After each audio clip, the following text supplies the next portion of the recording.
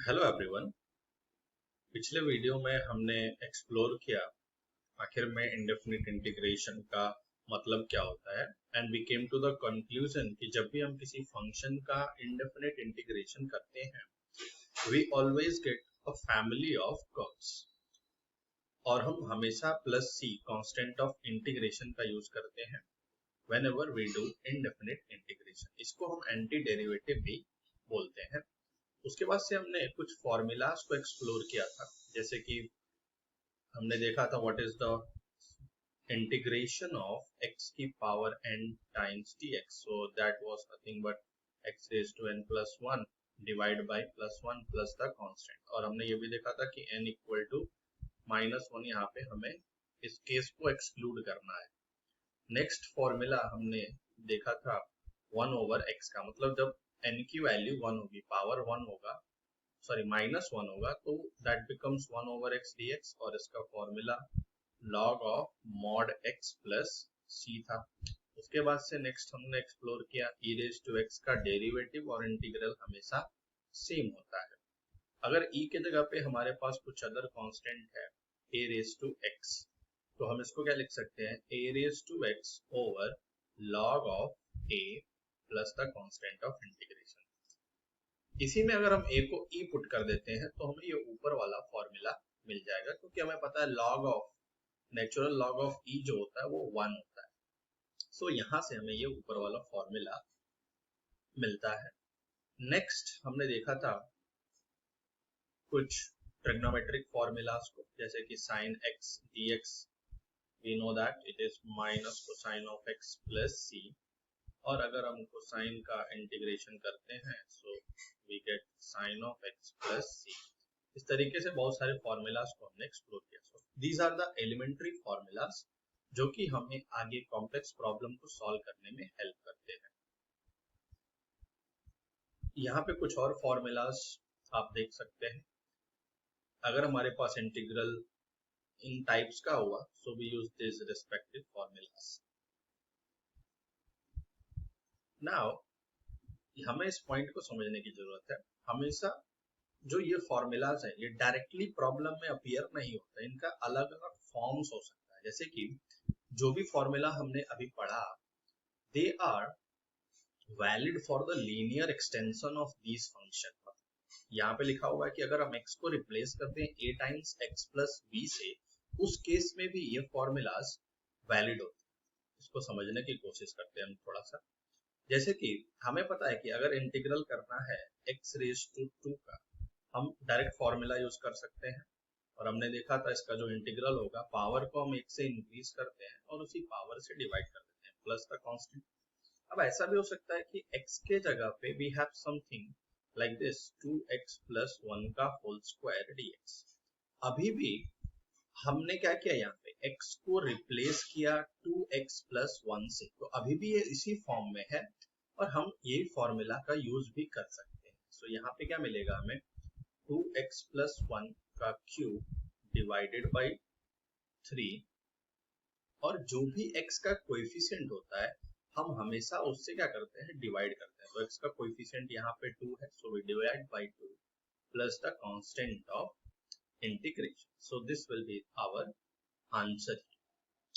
Hope you understood. तो यहाँ पे वही लिखा हुआ है कि अगर x को रिप्लेस भी कर देंगे ax प्लस b से, still these formulas are valid. जैसे कि अगर हमारे पास इंटीग्रल इस तरीके से कुछ लिखा हुआ है, लेट अस से 2x square plus 1 raise to 4, और इसको हमने इंटीग्रेट करके इस तरीके से लिखा 2x स्क्वायर प्लस 1 की पावर 5 ओवर 5 और x का कोएफिशिएंट विच इज 2। क्या ये सही है?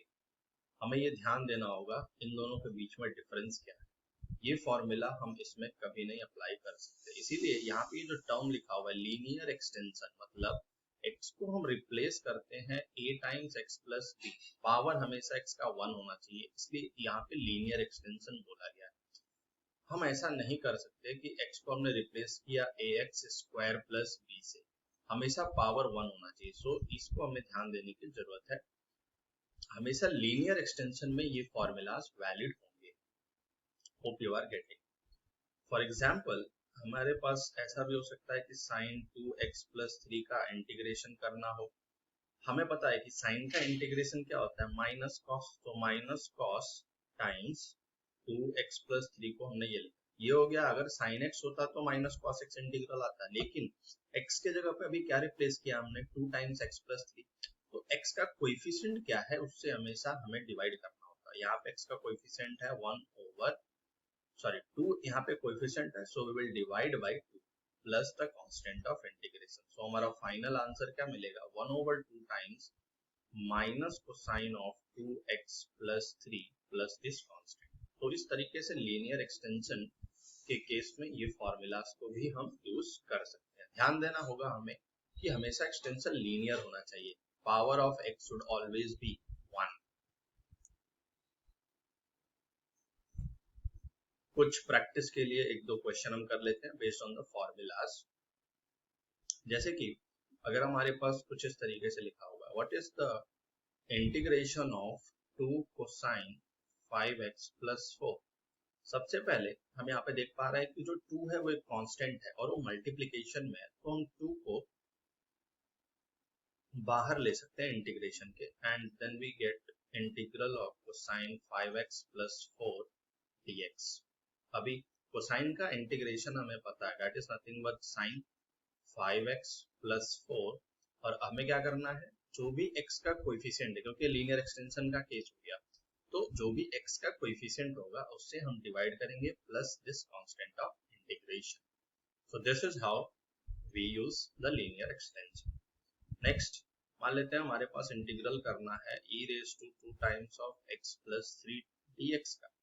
Again e raise to x का हमें पता है integration is e raise to x, so just write the same thing, e raise to x का e रेज टू x, और x का कोएफिशिएंट यहाँ पे 2 है, हम उसको डिवाइड कर देंगे 2 से plus the constant of integration.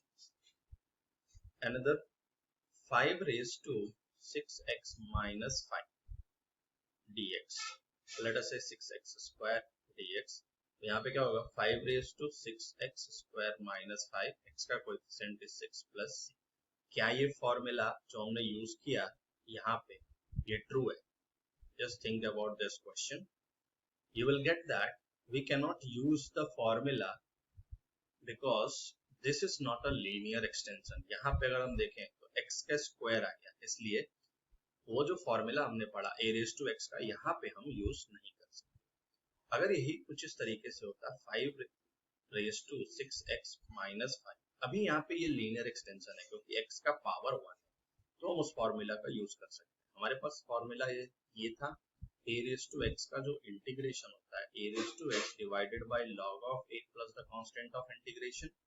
So यहाँ पे क्या मिलेगा, a raise to x, x की जगह पे हमारे पास 6x माइनस 5 है, और डिवाइड करेंगे, और पहले हम ये लिख लेते हैं log ऑफ 5। ये तो हो गया एज पर दिस फॉर्मूला, लेकिन हमें डिवाइड किससे करना, x के कोएफिशिएंट से, so 1/6 plus the constant of integration. Hope you are getting किस तरीके से लीनियर एक्सटेंशन में भी हम सेम फॉर्मूलाज का यूज कर सकते हैं। चलिए कुछ क्वेश्चन को हम देख लेते हैं। जैसे कि हमारे पास ये क्वेश्चन दिया हुआ है dx over 1 minus sine x। तो अगर हमें इस इंटीग्रल को सॉल्व करना है तो देयर आर डिफरेंट टेक्निक्स। तो ये तो हमारे पास बेसिक फॉर्मूलाज पे बेस्ड है, जैसे कि dx over 1 minus sine x। अभी डायरेक्ट कोई फॉर्मूलाज तो हमें नहीं पता है, तो नॉर्मली हम क्या करते हैं ऐसे क्वेश्चन में, रैशनलाइज करने की कोशिश करते हैं। मतलब कि 1 माइनस साइन x, इसको अगर रैशनलाइज करें कुछ इस तरीके से, 1 प्लस साइन x से हम मल्टीप्लाई और डिवाइड कर देते हैं न्यूमरेटर और डिनोमिनेटर में। So 1 minus sine x time 1 plus sine x। So हमने इस इंटीग्रल को कुछ इस तरीके से लिखा।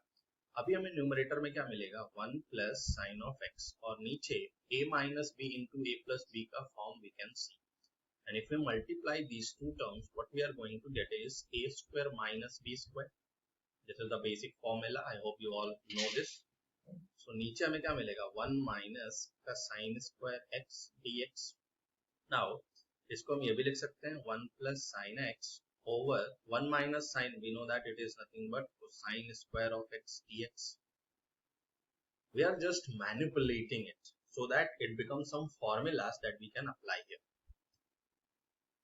इसको हम ये भी लिख सकते हैं अगेन 1 डिवाइडेड बाय, हमने स्प्लिट किया डिनोमिनेटर को दो अलग अलग टर्म्स में, सो हम उसको लिख सकते हैं 1 upon cos square x plus sine x upon cos square x dx। अभी 1 upon cos square x is nothing but sec square x plus यहाँ पे नीचे हमारे पास कॉस स्क्वायर एक्स है, तो एक कॉस को अगर हम साइन के साथ एडजस्ट करें तो we get sine divided by cos that is tan, and 1 divided by cos becomes sec x, so sec x into tan x dx ये हमें मिलेगा। अगेन हमने देखा हुआ है sec स्क्वायर x का जो इंटीग्रल होता है वो है tan of x plus sec x tan x का integral is sec of x plus the constant of integration, so this will be our final answer, the correct option is option D। इस तरीके से हम integral को manipulate करके standard formula में convert करने की कोशिश करते हैं। ऐसे अगर हमारे पास dx upon 1 minus sine x 1 plus sine x 1 minus cos 1 minus 1 plus cos, इस तरीके के इंटीग्रल को बेसिकली हम इसी तरीके से रैशनलाइज करके सॉल्व करने की कोशिश करते हैं। एक और क्वेश्चन देख लेते हैं। यहाँ पे 1 प्लस कोसाइन ऑफ एक्स है हमारे पास, सो आई वुड सजेस्ट कि इन जो ट्रिग्नोमेट्रिक फंक्शंस होते हैं इनको हम इंटीग्रेट करने के लिए अलग अलग फॉर्मूलेस को यूज करते हैं। वो formula you can get the link in the description, I will be uploading all the required trigonometric formula जो भी हमें इंटीग्रेशन में यूज होने वाला है उसका एक पीडीएफ आपको यहाँ पे मिल जाएगा। जैसे यहाँ पे 1 प्लस कॉस एक्स रूट के अंदर दिया हुआ, तो रूट को हटाने के लिए हम क्या करते हैं, यहाँ पे वी नो दिस रिलेशन कि कोसाइन स्क्वायर एक्स या 2 कोसाइन स्क्वायर एक्स माइनस 1 को हम लिख सकते हैं कोसाइन ऑफ 2x। इसको हम बोलते हैं डबल एंगल फॉर्मूला। अगर हम यहीं पे x की जगह पे x बाई 2 से रिप्लेस कर दे तो हमें क्या मिलेगा, 2 cosine square x over 2 minus 1 equal to, यहाँ पे भी x की जगह पे हमने क्या किया, x को रिप्लेस किया x बाई 2 से, यहाँ पे हमें क्या मिलेगा कोसाइन ऑफ x। इसको थोड़ा सा सिंप्लीफाई करें, अगर cosine square x over 2 minus 1 is equal to cosine of x divided by 2, इसको हम इस तरीके से भी लिख सकते हैं cosine square x over 2 is equal to, या हम इस 2 को यहीं पे रखते हैं एज इट इज, करेक्ट। हमें क्या चाहिए, 1 प्लस कॉस x चाहिए, तो इसकी वैल्यू हम कैलकुलेट कर लेते हैं। तो यहाँ से 2 कोसाइन स्क्वायर x ओवर 2, 1 को अगर हम राइट हैंड साइड में लाएंगे it become plus, so 1 plus cos x को हम कुछ इस तरीके से लिख सकते हैं। तो इस इंटीग्रल को जो कि रूट के अंदर लिखा हुआ है 1 प्लस कॉस एक्स, और 1 प्लस कॉस एक्स का वैल्यू हमें मिला 2 cosine square x over 2 dx। अगर रूट 2 इसको हम लिख सकते हैं root 2 times root of, normally root of cosine square x over 2, mathematically हमको ये लिखना चाहिए mod of cosine x over 2, correct. लेकिन यहाँ पे हमें कुछ रेंज नहीं दे रखा है कि किस वैल्यू x कौन सी वैल्यू ले रहा है, इसलिए हम in general mod of cosine x over 2 को कोसाइन ऑफ x ओवर 2 लिख सकते हैं dx। अगेन यहाँ पे कोसाइन का इंटीग्रेशन हमें पता है sine, so sine of x over 2, again linear transformation यहाँ पे यूज हुआ, x के जगह पे x बाई 2 का यूज किया। सो अभी x का कोएफिशिएंट अगर हम देखें यहाँ पे वो है 1 बाई 2, तो जो भी x का कोएफिशिएंट होगा उससे डिवाइड करेंगे plus the constant of integration, so this we can write as, ये 2 हमारा न्यूमरेटर में चला जाएगा, so 2 root 2 sine of x over 2 plus c, this is our final answer. So the correct option यहाँ पे क्या मिलेगा, option A. Hope you understood. इसी तरीके से हम और भी क्वेश्चंस को प्रैक्टिस करेंगे in the upcoming videos. Hope you are understanding the problem and how to evaluate the integration. Thank you for watching.